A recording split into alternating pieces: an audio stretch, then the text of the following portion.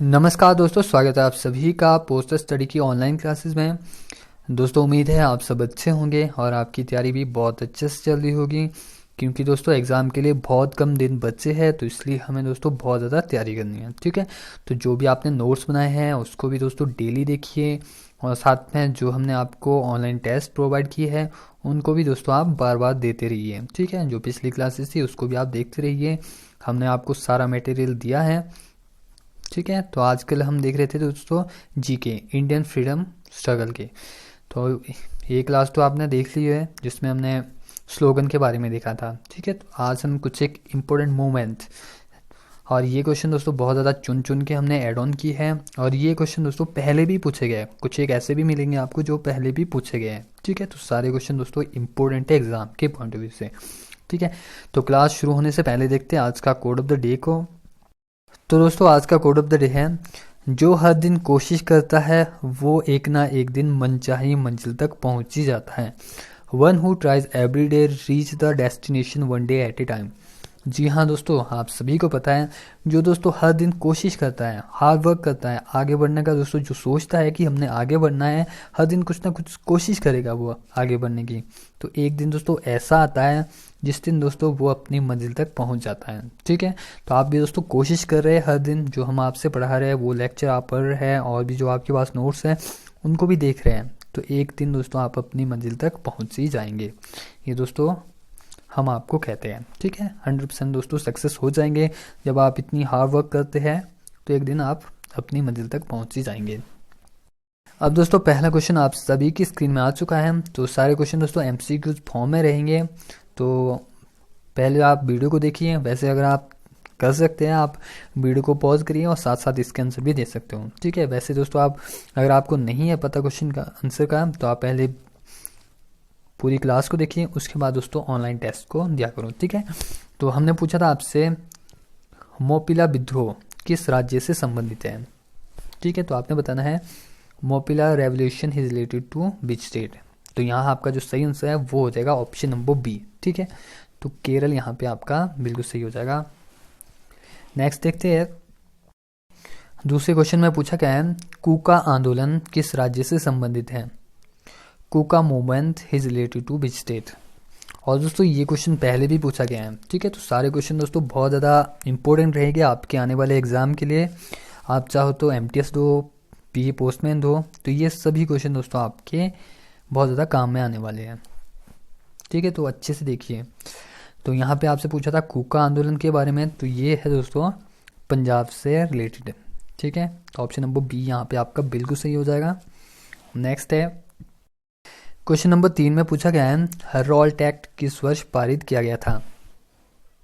ठीक है, Raoult act दोस्तों किस वर्ष पास किया गया था, और ये क्वेश्चन दोस्तों पीए में पूछा गया था पंजाब में। ठीक है, पंजाब सर्कल का जो पीए का क्वेश्चन था उसमें हमने देखा था ये क्वेश्चन।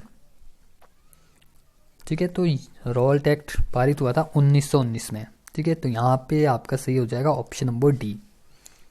ठीक है, नेक्स्ट देखते हैं, क्वेश्चन नंबर 4 में पूछा गया आपसे बंगाल विभाजन के तुरंत बाद किस आंदोलन में भाग लिया गया था। पार्टीशन ऑफ बंगाल के तुरंत बाद दोस्तों किस आंदोलन में भाग लिया गया था। ठीक है, तो आपके पास ऑप्शन है असहयोग आंदोलन, सविनय अवज्ञा आंदोलन, स्वदेशी आंदोलन, गदर आंदोलन।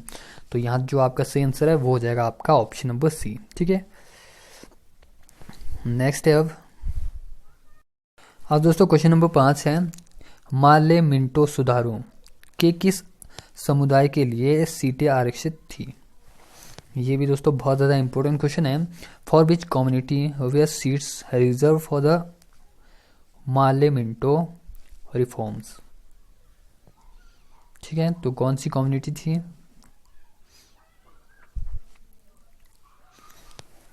तो यहाँ हो जाएगा ऑप्शन नंबर बी मुसलमान। ठीक है, मुस्लिम्स कम्युनिटी के लिए था ये।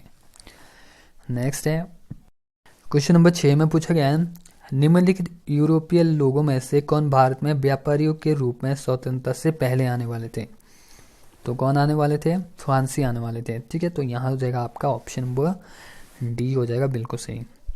नेक्स्ट देखते हैं क्वेश्चन नंबर 7 निम्नलिखित में से कौन भारत में अंग्रेजों द्वारा निर्मित पहला किला किया गया था? अंग्रेजों द्वारा निर्मित पहला किला कौन सा था? Fort ST. डेविड्स। तो यहाँ हो जाएगा आपका ऑप्शन नंबर सी। ठीक है। भारत में गवर्नर जनरल का शासन कब समाप्त हुआ? ये क्वेश्चन दोस्तों एग्जाम के पॉइंट ऑफ व्यू से इंपॉर्टेंट बनता है, तो याद रखिए, when did the governor generals rule in India and? ठीक है, तो ये हुआ था दोस्तों 26 जनवरी 1950। ठीक है, तो ये आप याद रखिए, 26 जनवरी 1950 को दोस्तों भारत में गवर्नर जनरल का शासन समाप्त हुआ था। नेक्स्ट है, भारत की स्वतंत्रता के समय यूके के प्रधानमंत्री कौन थे? ठीक है, तो ये थोड़ा ज़्यादा इंपॉर्टेंट तो नहीं है, तो याद रखिए, भारत की स्वतंत्रता के समय दोस्तों यूके के प्रधानमंत्री थे क्लेमेंट एटली। ठीक है, तो यहाँ हो जाएगा आपका ऑप्शन नंबर बी। ठीक है। खिलाफत आंदोलन किसके द्वारा शुरू किया गया था? ये क्वेश्चन दोस्तों पहले भी पूछा गया है। ठीक है, तो याद रखिए, द खिलाफत मूवमेंट वाज स्टार्टेड बाय, तो किसके द्वारा शुरू किया गया था खिलाफत movement? Ali brothers, option number D. और दोस्तों ये क्वेश्चन पहले भी कई बार पूछा गया है। ठीक है, तो याद रखिए इसको भी। नेक्स्ट है, पाकिस्तान का प्रस्ताव पारित किया गया था। पाकिस्तान रेजोल्यूशन वाज पास्ड, कहाँ पर दोस्तों पारित किया गया था पाकिस्तान का प्रस्ताव? ठीक, कि ये पाकिस्तान बन चुका है, तो ऐसी जगह थी दोस्तों लाहौर। ठीक है, याद रखिए, लाहौर में दोस्तों पाकिस्तान का प्रस्ताव पारित किया गया था। ठीक है, इंपॉर्टेंट ये क्वेश्चन। अगला है, किसने एक बार टिप्पणी की नेहरू एक देशभक्त है जबकि जिन्ना एक राजनीतिज्ञ है? ठीक है दोस्तों, ये बताना आपने कि ये टिप्पणी किसने की थी, नेहरू एक देशभक्त है जबकि जिन्ना एक राजनीतिज्ञ है।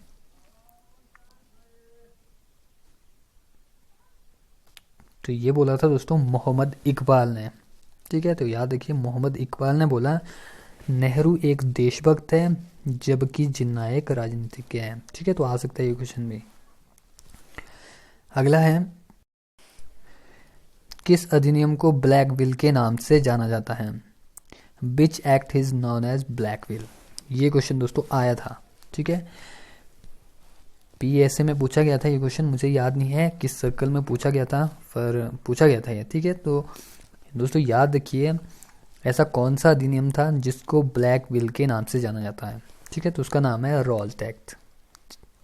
और सारे क्वेश्चन दोस्तों चुन चुन के हमने ऐड ऑन की है आपके लिए, दोस्तों बहुत ज़्यादा फायदेमंद रहने वाली है। ठीक है, तो याद रखिए सभी क्वेश्चन को। नेक्स्ट देखते हैं, क्वेश्चन नंबर 14 में पूछा गया है, डलहौजी ने किस राज्य के बारे में कहा कि यह एक चेरी है जो एक दिन हमारे मुंह में गिर ही जाएगी? ठीक है, तो ऐसा कौन सा राज्य था जिसके लिए दोस्तों डलहौजी ने कहा कि यह एक चेरी है जो एक दिन हमारे मुंह में गिर ही जाएगी? ठीक है, तो ऐसा राज्य था दोस्तों, आपके पास ऑप्शन है अवध, झांसी, मैसूर, ठीक है, पटियाला। तो डलहौजी ने कहा था अवध के लिए। ठीक है, कि ये चेरी है, एक ना एक दिन हमारे मुंह में गिरी जाएगी। ऑप्शन नंबर ए आपका बिल्कुल सही हो जाएगा। नेक्स्ट देखते हैं, सिपाही विद्रोह के समय गवर्नर जनरल कौन था? ठीक है, अब बताना दोस्तों, सिपाही विद्रोह के समय गवर्नर जनरल कौन था? ठीक है, तो उस समय दोस्तों गवर्नर जनरल थे लॉर्ड कैनिंग। ऐसे क्वेश्चन दोस्तों पूछे जाते हैं। ठीक है, जब कौन सा विद्रोह कब किया गया था, उस समय गवर्नर जनरल कौन थे, ऐसे क्वेश्चन बहुत बार पूछते हैं। ठीक है, तो आपको पता होना चाहिए, जब सिपाही विद्रोह किया गया था उस समय दोस्तों गवर्नर जनरल थे लॉर्ड कैनिंग। ठीक है, नेक्स्ट देखते हैं, निम्नलिखित में से कौन अंग्रेजों द्वारा ना तो पकड़ा गया था ना ही मारा गया था? ये क्वेश्चन दोस्तों बहुत बार पूछते हैं एग्जाम में। ठीक है, who among the following was neither captured nor killed by the British? ऐसे कौन से थे दोस्तों हमारे फ्रीडम फाइटर, ऐसे कौन थे जिनको दोस्तों ना तो कभी पकड़ा गया था और ना ही अंग्रेजों के द्वारा मारा गया था? ठीक है, तो उनका नाम था दोस्तों नाना साहिब। ठीक है, तो याद रखिए ऑप्शन नंबर बी आपका यहाँ पे बिल्कुल सही हो जाएगा। अगला है, मंगल पांडे किस रेजिमेंट से थे? अब दोस्तों आपने बताना है Mangal Pandey was from which regiment, उस रेजिमेंट का नाम बताना है जिसमें दोस्तों मंगल पांडे थे।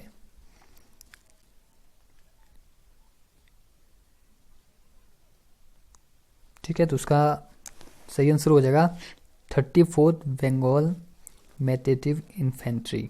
ऑप्शन नंबर ए हो जाएगा दोस्तों आपका यहाँ पे बिल्कुल सही। नेक्स्ट है, अब कौन दत्तक पुत्र अंतिम पेशवा बाजीराव द्वितीय था? ये भी दोस्तों इंपॉर्टेंट क्वेश्चन है। Which adopted son was the last Peshwa Bajirao द्वितीय। ठीक है, तो कौन थे? नाना साहिब थे। ऑप्शन नंबर सी हो जाएगा यहाँ पे आपका बिल्कुल सही। आगे बढ़ते हैं अगले क्वेश्चन की ओर। अब दोस्तों पूछा गया है कौन सा राज्य पहली बार चूक के सिद्धांत द्वारा रद्द किया गया था? उस राज्य का नाम बताना है यहाँ पे जो चूक के सिद्धांत द्वारा दोस्तों रद्द किया गया था। ठीक है, तो उसका नाम है सतारा। ठीक है, ऑप्शन नंबर बी हो जाएगा यहाँ पे आपका बिल्कुल सही। अगला है कुंवर सिंह के नेतृत्व में किस स्थान पर विद्रोह हुआ था? ठीक है, आप बताना जहाँ से दोस्तों कुंवर सिंह ने लीड किया था रेवोल्यूशन को। ठीक है, तो कहाँ से किया था? बिहार से किया था। यहाँ हो जाएगा आपका ऑप्शन नंबर बी। ठीक है, बिल्कुल सही हो जाएगा। नेक्स्ट है किस स्थान पर ब्रिटिश अधिकारियों पर मंगल पांडे की गोलीबारी की घटना देखी गई थी? ये क्वेश्चन दोस्तों थोड़ा इंपॉर्टेंट बनता है एग्जाम के पॉइंट ऑफ व्यू से, तो याद रखिए ऐसा कौन सा स्थान था दोस्तों जहाँ पर मंगल पांडे ने गोलियां चलाई थी ब्रिटिश अधिकारियों पे। ठीक है, वो घटना दोस्तों देखी गई थी। ठीक है, तो उस स्थान का नाम था बैरकपुर। ठीक है, याद रखिए बैरकपुर। ऑप्शन नंबर ए हो जाएगा यहाँ पे आपका बिल्कुल सही। नेक्स्ट है भारतीय स्वतंत्रता संग्राम का इतिहास किस पुस्तक पर लिखा गया था? ये भी दोस्तों इंपॉर्टेंट क्वेश्चन है एग्जाम के पॉइंट ऑफ व्यू से, तो याद रखिए भारतीय स्वतंत्रता संग्राम का इतिहास वीर सावरकर पुस्तक द्वारा लिखा गया था। ठीक है, तो याद रखिए ऑप्शन नंबर ए हो जाएगा यहाँ पे आपका बिल्कुल सही। निम्नलिखित में से कौन 1857 के पहले नेता थे जिन्होंने अपना जीवन यापन किया था? दोस्तों बताना है निम्नलिखित में से कौन 1857 के पहले नेता थे जिन्होंने अपना जीवन यापन किया था? ठीक है, तो उनका नाम था Mangal Pandey. Option number D हो जाएगा यहाँ पे आपका बिल्कुल सही। ठीक है, अगला देखते हैं 1857 में बरेली में अंग्रेजों के खिलाफ विद्रोह का नेतृत्व किसने किया था? ये क्वेश्चन दोस्तों पहले ही पूछा गया है। ठीक है, एमटीएस में पूछा गया था 2020 में। ठीक है, तो याद रखिए सन 1857 में बरेली में अंग्रेजों द्वारा खिलाफ विद्रोह का नेतृत्व किसने किया था? अजीमुल्ला खान ने। ठीक है, तो याद रखिए ऑप्शन नंबर डी यहाँ पे आपका बिल्कुल सही हो जाएगा। नेक्स्ट है अब किस राज्य के शासक को अंग्रेजों ने कुशासन के बहाने सत्ता से हटा दिया था? अब दोस्तों आपने बताना है ऐसा कौन सा राज्य था जिसके शासक को दोस्तों अंग्रेजों ने कुशासन के बहाने सत्ता से बाहरी कर दिया था। ठीक है, तो ऐसा कौन सा राज्य था? तो आपके पास ऑप्शन दिया गया है अवध, झांसी, नागपुर, सतारा। ठीक है, तो यहाँ पे आपका जो सही आंसर है वो हो जाएगा ऑप्शन नंबर ए अवध। ठीक है, अवध के शासक को दोस्तों अंग्रेजों ने कुशासन के बहाने सत्ता से हटा दिया था। क्वेश्चन नंबर 26 में पूछा गया है लखनऊ में अंग्रेजों के खिलाफ विद्रोह का नेतृत्व किसने किया था? अब पूछा गया है लखनऊ में दोस्तों अंग्रेजों के खिलाफ विद्रोह का नेतृत्व किया था बेगम हजरत महल ने। ठीक है, तो यहाँ जो आपका सही आंसर है वो हो जाएगा ऑप्शन नंबर सी। ठीक है, याद रखिए ये क्वेश्चन सारे दोस्तों एग्जाम के पॉइंट ऑफ व्यू से इंपॉर्टेंट हैं। ठीक है, तो याद रखिए सारे क्वेश्चन को। आगे बढ़ते हैं क्वेश्चन नंबर 27 में पूछा गया है किसने कहा कि साइमन कमीशन की रिपोर्ट को बकवास के ढेर पर फेंक दिया जाना चाहिए? दोस्तों बताइए किसने कहा था कि साइमन कमीशन की रिपोर्ट को बकवास के ढेर पर फेंक दिया जाना चाहिए? तो ये कहा था शिवसई अय्यर ने। ऑप्शन नंबर सी हो जाएगा यहाँ पे आपका बिल्कुल सही। अगला है मुस्लिम लीग ने मुसलमानों के लिए अलग राज्य की मांग की। ये क्वेश्चन दोस्तों पीए में पूछा गया था, तो बहुत ज़्यादा इंपॉर्टेंट है, तो याद रखिए Muslim League call for separate state for Muslim. ठीक है, तो कब की थी दोस्तों मुसलमानों ने कि मुसलमानों के लिए एक अलग राज्य चाहिए। तो याद रखिए 1940 में ये मांग की गई थी। ठीक है, याद रखिए इंपॉर्टेंट क्वेश्चन है ये। अगला है, ब्रिटिश द्वारा हंटर कमीशन को नियुक्त किया गया था। Hunter commission was appointed by the British. कब किया गया था? जलियांवाला बाग ट्रेजेडी, जब जलियांवाला बाग हत्याकांड हुआ था उस समय। ठीक है, साइमन कमीशन को। क्वेश्चन नंबर 30 बहुत ज़्यादा इंपॉर्टेंट है, तो याद रखिए, who was called grand old man of India.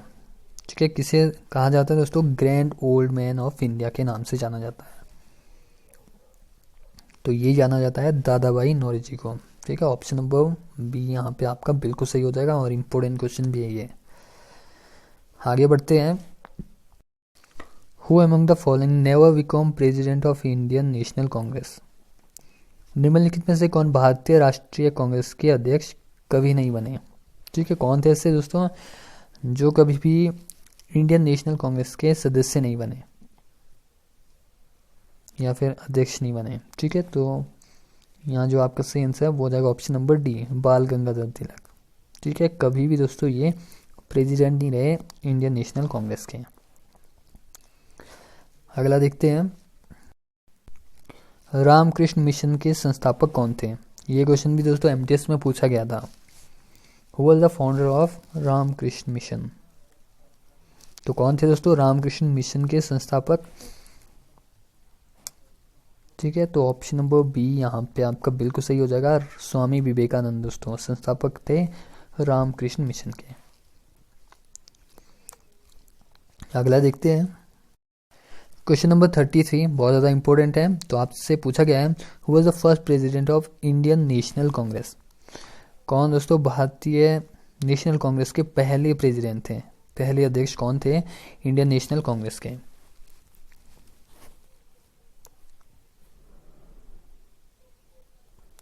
तो यहाँ जो आपका सही आंसर है वो हो जाएगा option number B, WC Banerjee. याद रखिए दोस्तों, इंपॉर्टेंट है ये क्वेश्चन। ठीक है, अगला देखते हैं, who was the founder of Ghadar Party? ये क्वेश्चन भी दोस्तों पूछा गया है एमटीएस में।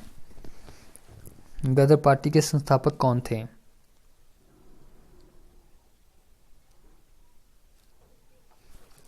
तो कौन थे दोस्तों?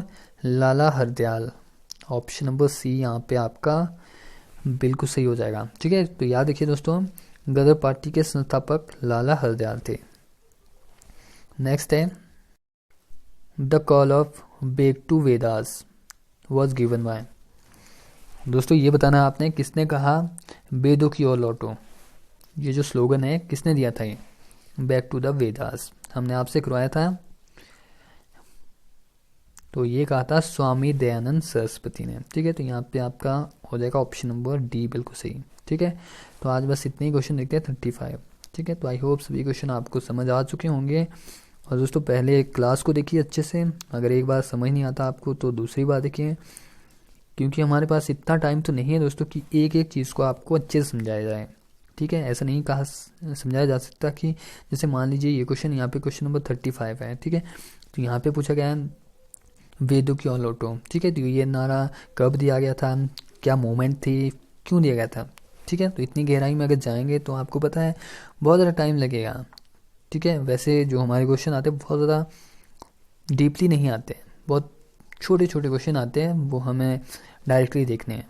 ठीक है, जो हमारा डीओपी है वो हमने आपसे बिल्कुल थ्योरी वाइज करवाया है। ठीक है, तो आप देखिए जो आपके पास बुक्स हैं वो भी देखिए, और जैसे हमारा जीके ख़त्म हो जाएगा उसके बाद हम थोड़े क्वेश्चन और लाएंगे आपको, तो टेंशन ना लीजिए। और बाकी आप तैयारी करिए। आप सभी से यही दुआ है कि जो आपने टारगेट रखा है दोस्तों वो 2021 में 100% क्लियर होना चाहिए। ठीक है, तो हमारी विशेष दोस्तों हमेशा आपके साथ है। ठीक है, तो हम अपना 100% आपको दे रहे हैं, तो आप भी ऐसे ही करिए, जो हम आपसे करवा रहे हैं वो दोस्तों पूरा करिए। ठीक है, जो जो आपसे पढ़ाया जाता है जब आप वो सब कर देंगे दोस्तों, मैं कह सकता हूँ 100% कि आपका सिलेक्शन इस बार 100% हो जाएगा। ठीक है, बाकी थैंक यू सो मच दोस्तों अटेंडिंग माई क्लास। और जिन्होंने अभी तक क्लास को लाइक नहीं किया वो जाके क्लास को लाइक करें। जो चैनल में फर्स्ट टाइम विजिट करा वो चैनल को सब्सक्राइब करें, साथ में बेल आइकन को प्रेस करें। तो क्लास को करते हैं यहीं से समाप्त। Thank for watching. मिलते हैं दोस्तों अगली क्लास के माध्यम से।